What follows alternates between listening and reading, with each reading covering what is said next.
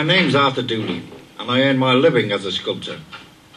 I do all my work here in Liverpool, where I was born.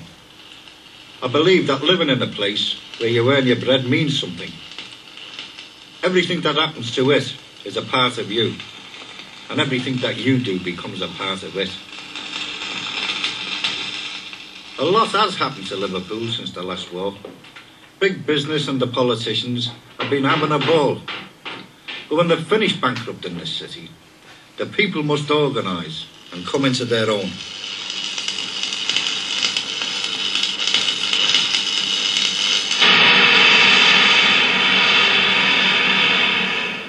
I believe that hope lies with men like these, the workers of Merseyside. These are the artists of the nation. They create the wealth. These are the men who make the dilettantes and the art students look like amateurs. Take any one ship. It's worth infinitely more than anything that is being done in all the art schools and galleries put together. These men handle hundreds of tons of iron and steel and turn it into something that works. These are the people who are benefiting society. These men are not playing at life. I put my faith in them. These are the men who taught me how to become a sculptor. I mean, when I left there, I was able to cope with almost any job, simply because I've been mixing and working alongside the men who work in this yard.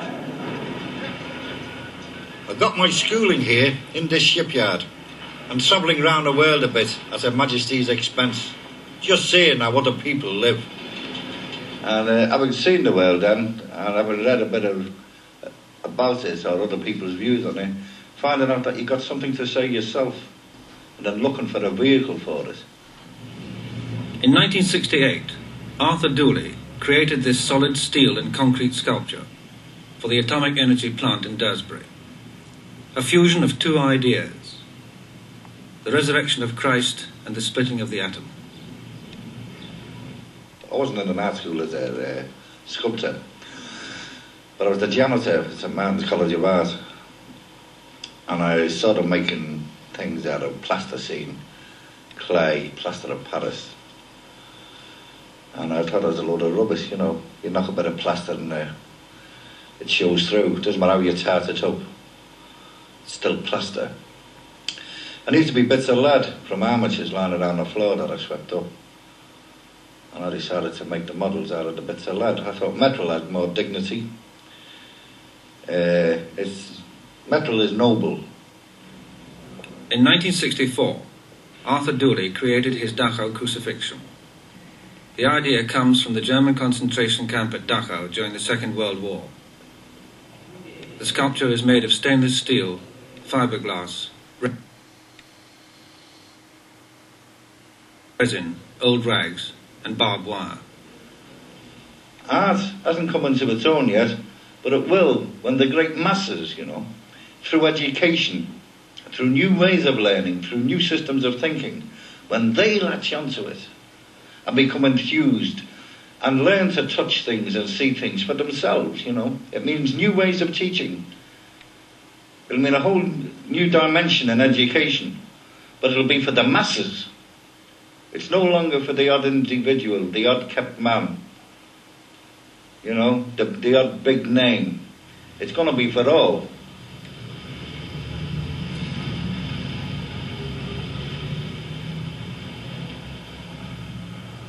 Now, Liverpool is a working class city. People here live from pay packet to pay packet, from weekend to weekend. And so the life cycle through the years is broken down into a series of 7-day touches when the loot comes in. And they get a day and a half off, and they can go out and have a drink. The big point of the day off is the match on Saturday afternoon at Goodison Park or Anfield.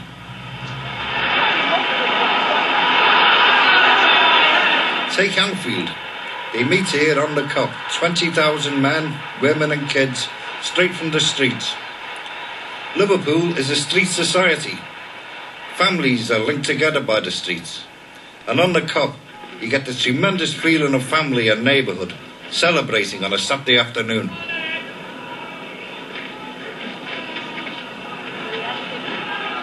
I dare say some people looking at that scene, some sociologist from university, could write a thesis about it, on the need for an outlet for the masses. But it's something beyond that, something the effete sociologist won't know about, because it's outside its terms of reference. It's the fact that there's a great love and unity in this city. There's a great feeling of togetherness, which materialises on the Cop, where one thought spreads through the crowd. It's not just going there to watch a football match, it's really a form of worship. Worship of a great city by the people.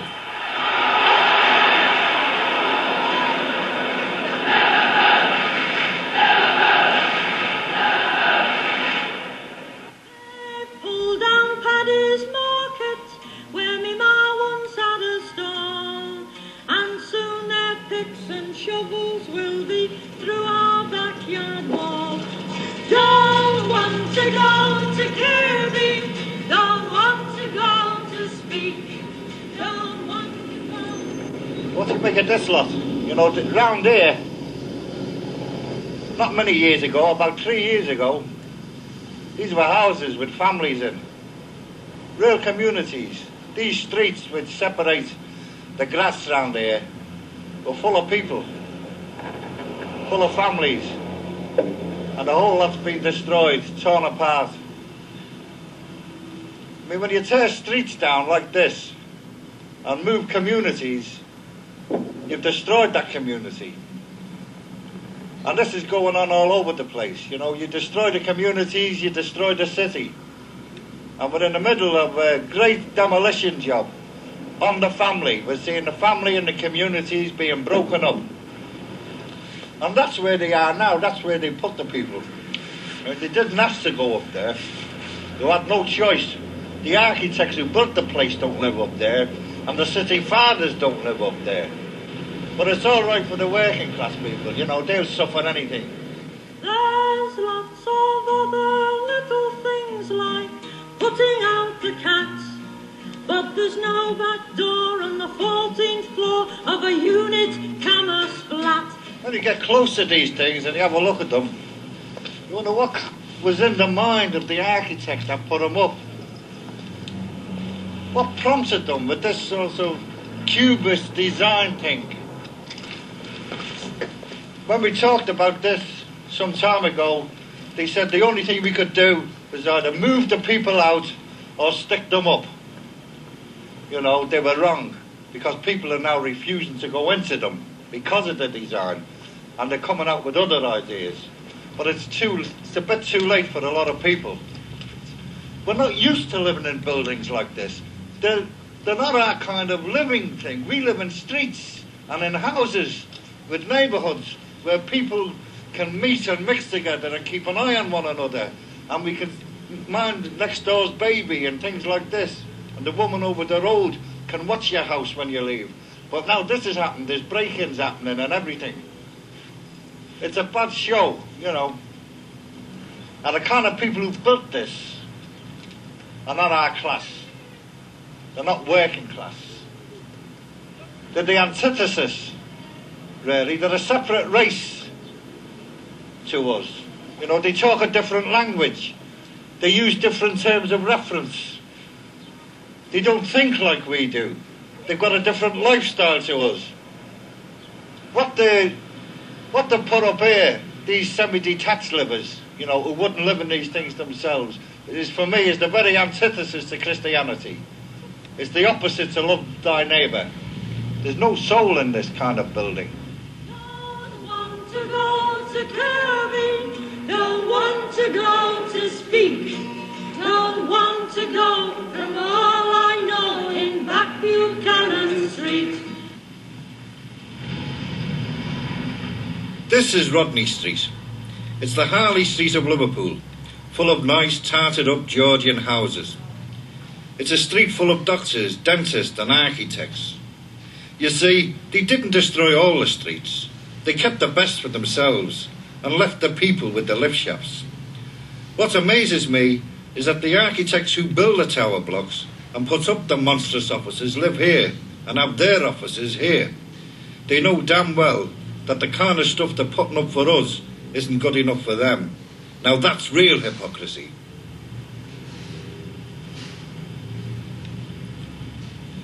When you look around Upper Parliament Street or Canning Street and all the other streets built at the same period, you see how they've been allowed to become run down and neglected. But this is an example of what could have been done. Rodney Street is a very beautiful street. Liverpool could be a very beautiful city.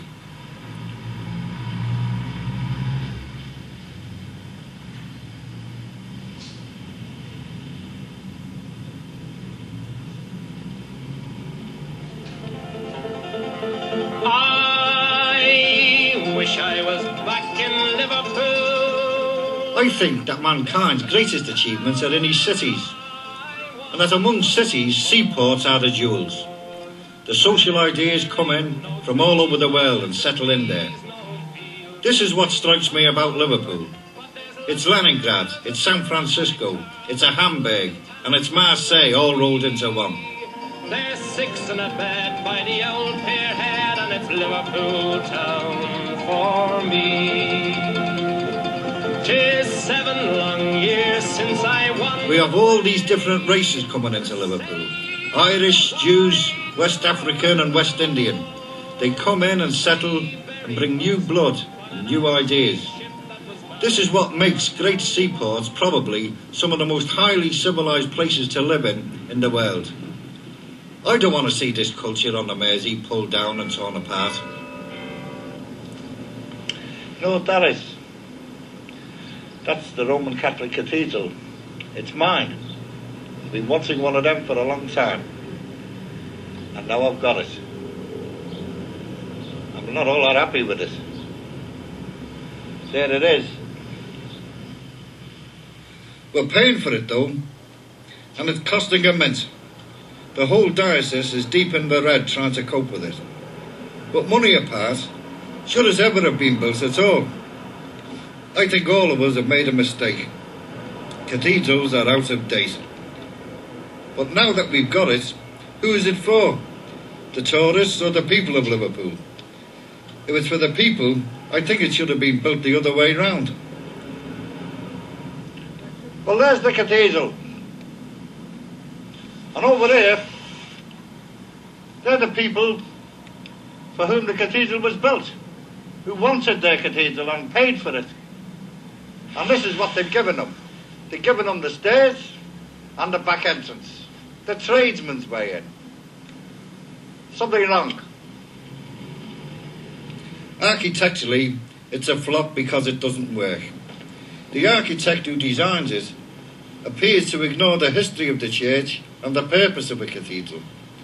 It seems to me that the man's terms of reference stem from a university examination system. This automatically separates him from the masses of the people to start with.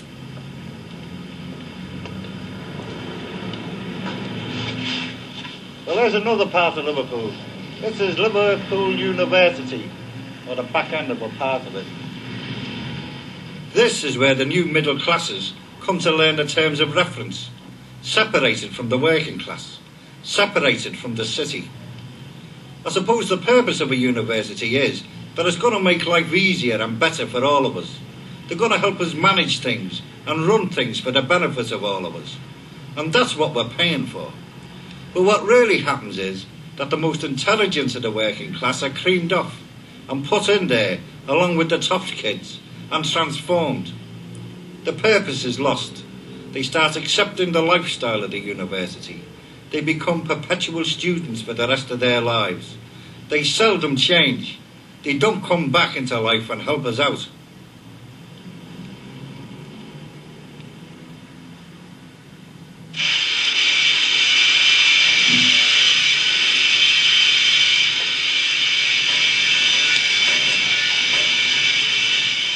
It's for this reason that we've got to help ourselves out. We've got to support each other. Take Dougie, for instance.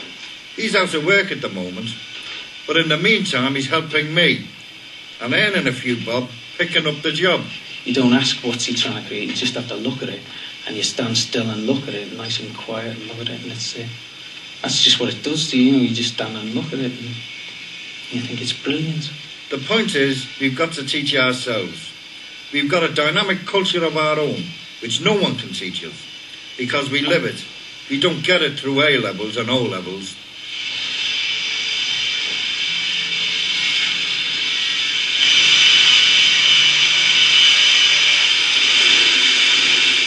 Then there's Alan. He's not really employed by me, although he works with me. He's his own boss. His talent is painting, but he has to eat. So he's become skilled at polishing, shaping and grinding the bronzes that we make. I paint, but as yet I'm not making a living at just painting. I work with artists, and I've come to understand these materials, the bronze, steel. Arthur's work is mainly in the religious theme, the resurrection, new life, and Arthur, of course myself, Arthur and everybody is concerned about the city. It's not enough to be proud of the place you live in, you have to be concerned, and we are concerned. And through art we hope to change people's ideas and help our own city.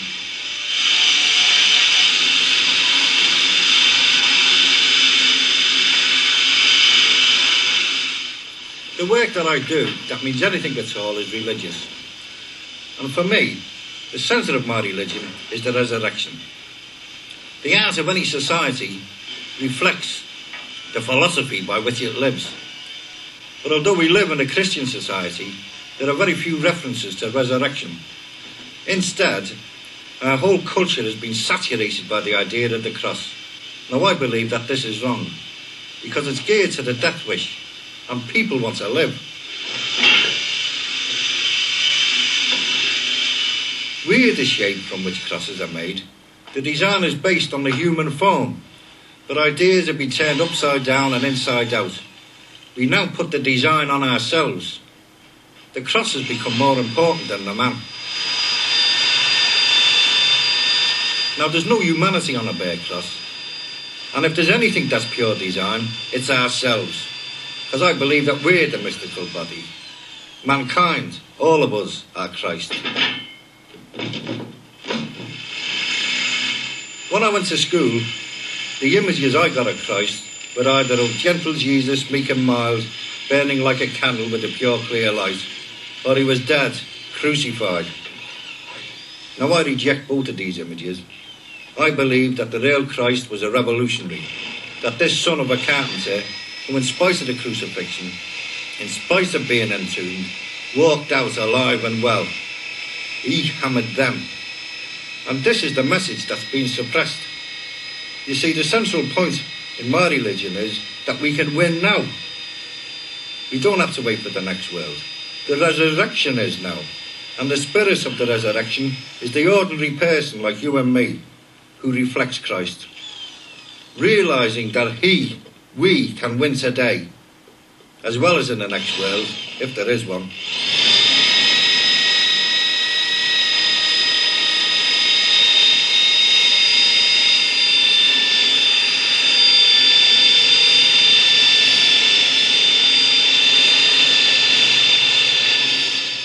Christianity is dead without the resurrection. As an art system saying, now that we drop this thing and finish with it, that's dead, gone. Now what we start thinking about now is Christ the man, us, reflected in him as a winner. You know, he's the baby, he's the one, and he is us, you know. On this particular church, the Prince's Road Methodist Church in Liverpool, there's a cross on one side and the figure of Christ on the other. I didn't put the cross up. The architects did that. I made the figure of the man, freed from the cross, diving into the world.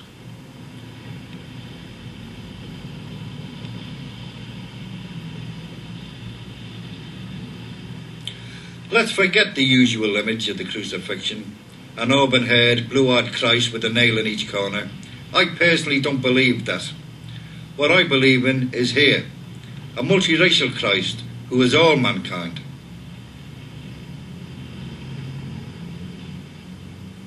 In spite of the crucifixion, and in spite of the pain and the agony, This man comes out as a winner. He's arrived. And for me, that means that we've arrived too.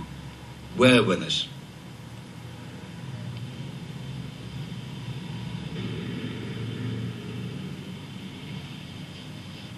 I think it's important to translate Christianity into present day terms. Otherwise, the whole exercise is a waste of time.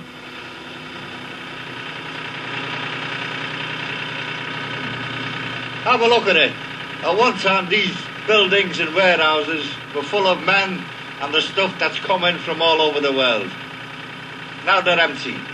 This dock was full of boats. This could be virile and alive. But where have all the men gone? Where have all the ships gone? You know, what's happened? You can have a look at the buildings, the broken windows, slates off, bricks, missing out the walls. It's a symbol of the decay, the malaise that's been allowed to fester on this city, the cancer that's growing on it. Most of the dockers have gone from the South Docks, and most of the ships have gone too. Very soon they'll all go. The place is going to become polluted, it's going to silt up, the water will stagnate, it'll overrun with rats, and it'll die. And this half of a great seaport will be finished. There's a lot of things that could be done here. There's still a fisherman left here. We could have a fishing village set up. You know? There's an idea of a marina that could be developed. There's the museums. This place, I reckon, could be one of the greatest tourist centres in Europe. This is like, for me, you know, this compares with Venice. And we could have this Venice right here in the city. And it's not only just this dock, you know, you go right along. We could do something with the whole dock area, from the pier head right down to Dingle, could be developed with new ideas. And if the people of Liverpool, you know, could have a say in it, and we could have an investment in it, and we could own and run and control it, we could do something really dramatic here. But it needs imagination. There's sculptors and artists here. There could be a tremendous maritime museum, a real asset to the city. People would flood in from all over Europe, or from all over the world to see this place. Now, I want to see the city revived. And it could happen. The possibilities are here, the people are here, and the will to do it is here. I see Liverpool as the capital of the Atlantic, the great seaport that opens up the whole new world.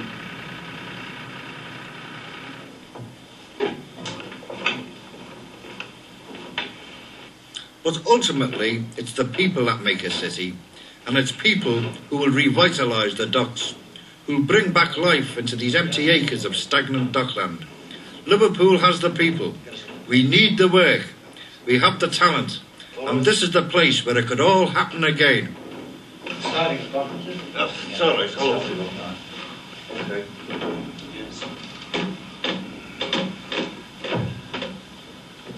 That's right then. It's a big piece for a small man to handle. What we see here about 9 stone? 9 10.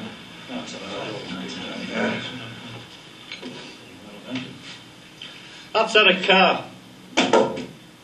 He's a sculptor. He works in wood, a wood carver. And he's part of the Mersey scene. It's not just the poets and the painters and all the other people that seem to grab the TV spotlights. There's fellas like Eric around. We're in this boathouse by the pier head. I'd like to see more craftsmen and artists moving onto the docks. Not as something special like that crowd down at St Ives, mincing around in their sandals, but as real people doing a real job. You know, people who are part of the working community of Liverpool.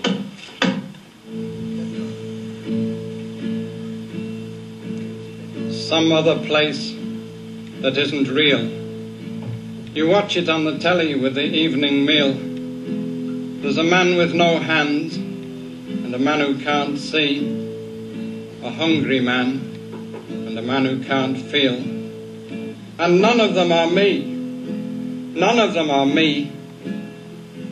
I worry about these people. I worry a lot. There's this thin baby in a dirty cot. There's this thin dog with skeleton chest.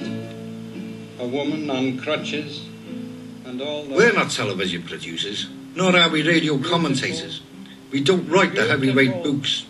Communication, for most working class people, is talking, listening, reading and looking. Well, it's not my fault if they can't keep the peace in Belfast and Chicago and the Middle East. If I join in, won't make them cease. Will it? Well, it's unfortunate that communication at this level is only verbal, because the people that control things don't have to listen to us discussing what we think are big matters over a pint in the pub or writing protest songs. That's not going to change anything, although it might help. For real changes, we've got to expand. But it does make you feel better, doesn't it?